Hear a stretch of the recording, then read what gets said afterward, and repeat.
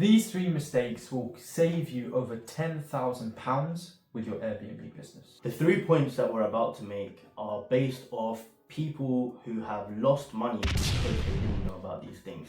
People that we have personally met and have lost thousands of pounds because they didn't ensure that they had these 3 things sorted out properly. Let go. Number 1, checking the head lease. Now, if you're investing your next Airbnb in an apartment, this one's for you.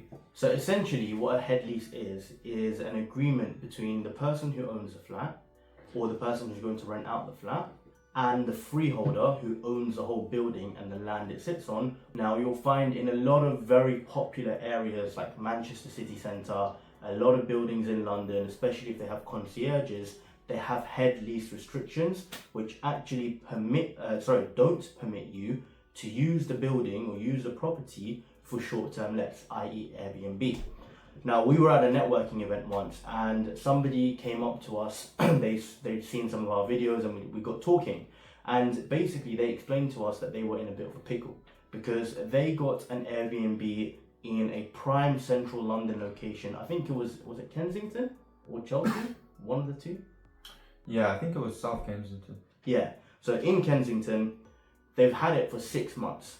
He said to us that the first 4 months were going extremely well. He was making a lot of money, he was gassed, he was happy, my unit's performing really, really well. Great. Then, somehow he got a complaint from the neighbours to the management company that people continuously are going in and out of the property, and on one particular night there was a lot of loud noise coming from the property. So the management company decided to investigate. Turns out, from their end point of view, they didn't know he was running it as an Airbnb, and in their head lease, he's got short-term lets restricted. So now he's in a bit of a pickle because for the next 2 months, he hasn't been able to rent it out.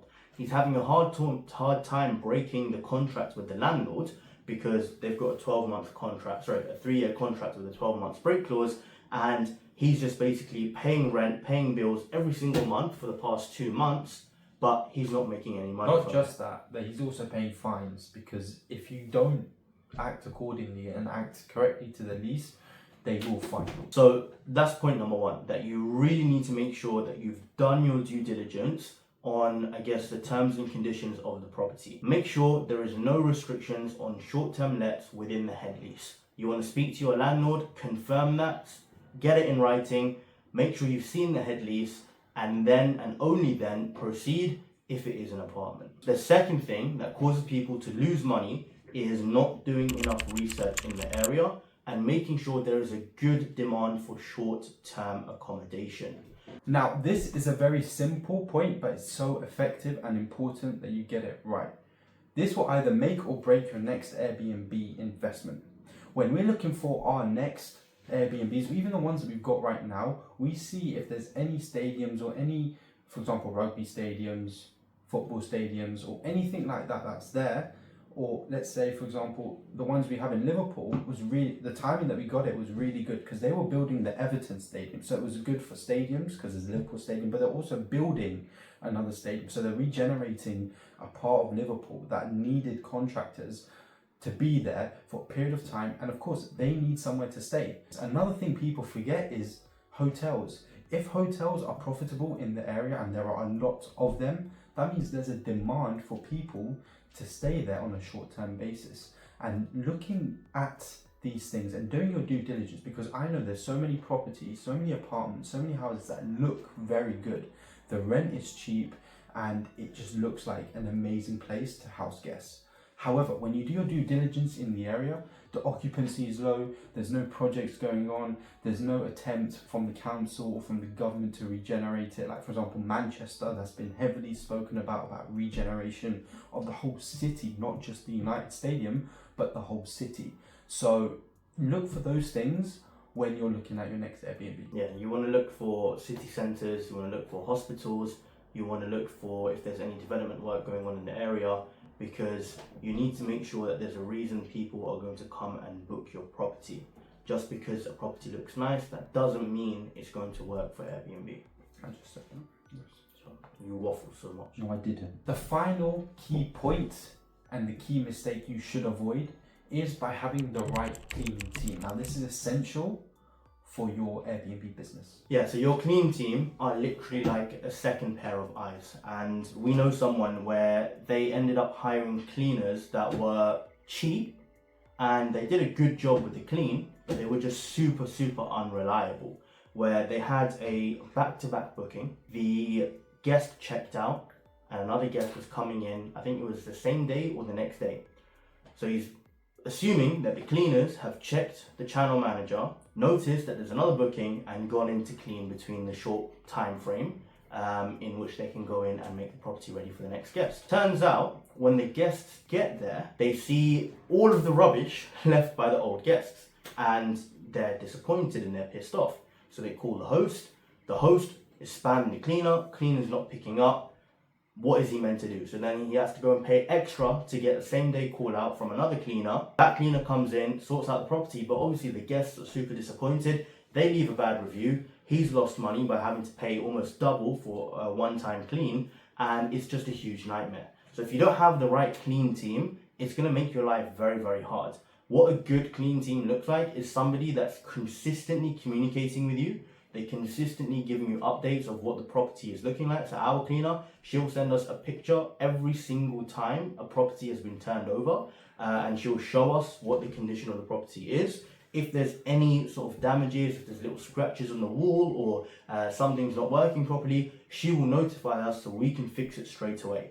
And overall, she will let us know if a guest has left the property in a good condition, bad condition, so that we can sort of act accordingly. So having a good clean team is literally like your second set of eyes.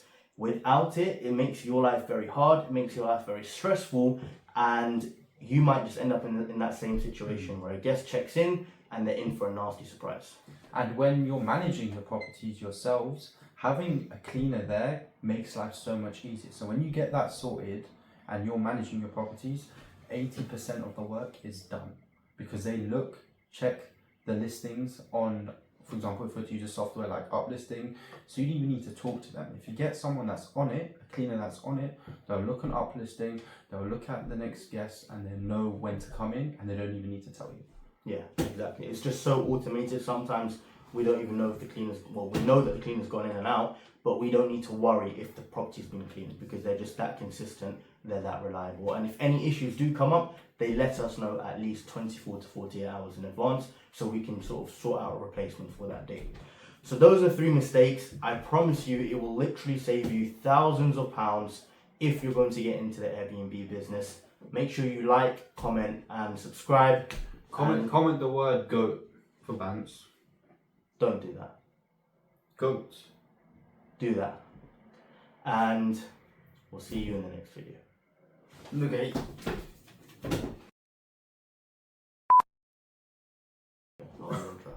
Now let me do the intro. You do an intro, I'll do an intro. See which one's better. No, you're editing it. You're just going to cut mine out. Rock, scissors. Okay. Rock, paper, scissors, shoot. Rock, paper, scissors, shoot. Best of 3. What you best of 3? You lose all the time. Bro, you're taking up so much space, bro. Look at me, bro. Don't make this a 40-minute video like that. Shut up, bro. Basketball stadium, whatever stadium there is that can attract. Basketball stadium. Bro, I'm just giving an example, bro. Where do you have a basketball stadium in the UK? If I search right now and see a basketball stadium, what are you going to do? In the UK? Do basketball stadium. Okay, fine. Basketball stadium. Basketball stadium. Stadium. UK. Hang on. Wembley Stadium is a basketball stadium. You can turn it into a basketball stadium. Go ahead. Bro, are we...